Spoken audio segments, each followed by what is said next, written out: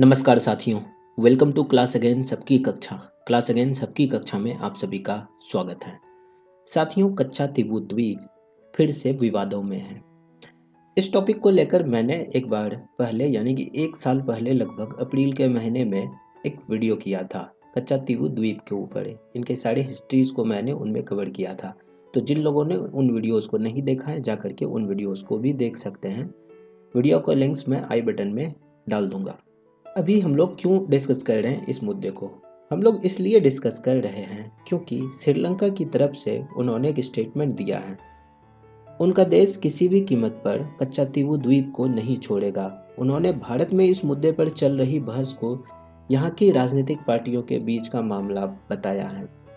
हेरात का कहना है कि उनके पास इस मुद्दे को सुलझाने के लिए डिप्लोमेटिक रास्ते खुले हैं, लेकिन अंतर्राष्ट्रीय कानून के मुताबिक कच्चा-तीबू द्वीप श्रीलंका का हिस्सा है और वो इसे कभी नहीं छोड़ेगा। हेराथ ने भारतीय मछुआरों पर कच्चा-तीबू द्वीप के पास श्रीलंकाई समुद्री सीमा में घुसकर मछली पकड़ने का आरोप लगाया है। उन्होंने कहा है कि भारतीय मछुआरे न सिर्फ यहाँ संसाधनों को लूट रहे हैं, बल्कि समुद्री पौधों को भी नुकसान पहुँचा रहे हैं। ये बयान भारत और श्रीलंका के बीच मछुआरों की गिरफ्तारी के विवाद के बीच आया है। भारत और श्रीलंका के मछुआरे अक्सर गलती से एक दूसरे के जल क्षेत्र में एंट्री कर जाते हैं और इस वजह से इन्हीं एंट्री की वजह से उनकी गिरफ्तारी होती है और यह मुद्दा दोनों देशों के बीच लंबे समय से विवाद का कारण बना हुआ है।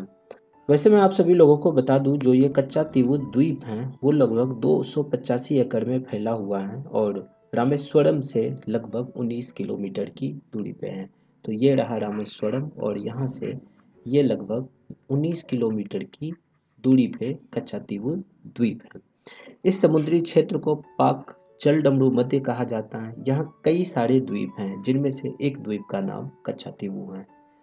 और श्रीलंका के विदेश मंत्रालय की वेबसाइट के मुताबिक कच्चा-तीबू द्वीप 285 एकड़ में फैला हुआ एक द्वीप है। ये द्वीप बंगाल की खाड़ी और अरब सागर को जोड़ता है। 1974 में इंदिरा गांधी की सरकार ने इसे द्वीप को श्रीलंका को गिफ्ट कर दिया था।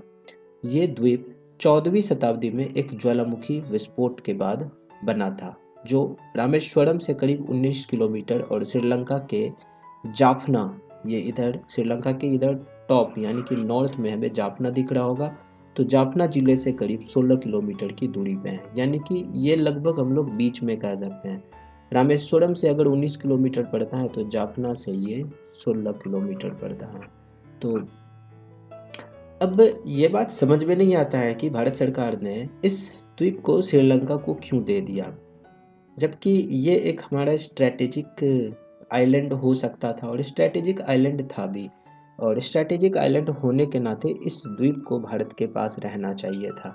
ये द्वीप हमेशा से भारत का हिस्सा था और भारत के हिस्से में ही रहना चाहिए था। इसे श्रीलंका को गिफ्ट में नहीं दिया जाना था और गिफ्ट में दिए जाने की क्या आवश्यकता थी, क्योंकि ऐसे ऐसे द्वीप जो हैं वो हमारे लिए या किसी भी कंट्री के लिए एक तरीके से स्ट्रैटेजिक इंटरेस्ट की तरह काम करता है, स्ट्रैटेजिक लोकेशन की तरह काम करता है। तो ये कच्चा-तीबू द्वीप जो हैं वो हमारे स्ट्रैटेजिक लोकेशन था, जिससे कि हम लोग श्रीलंका के ऊपर भी नज़र रख सकते थे और जो बे ऑफ बंगाल वाला जो रीजन है, इधर कोस्टल एरियाज़ में भी हम लोग नज़र रख सकते थे।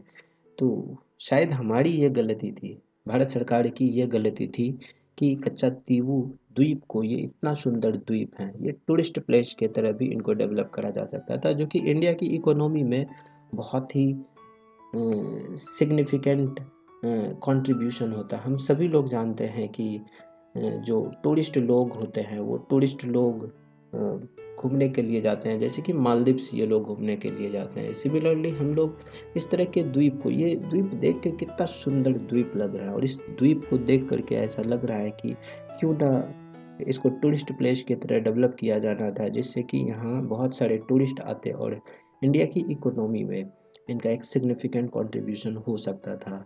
बट पता नहीं ऐसा क्यों किया गया भारत सरकार के द्वारा।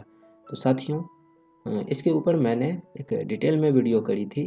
वीडियो का लिंक मैं डिस्क्रिप्शन बॉक्स में डाल दूंगा और इनको मैंने आई बटन में भी डाल दिया है।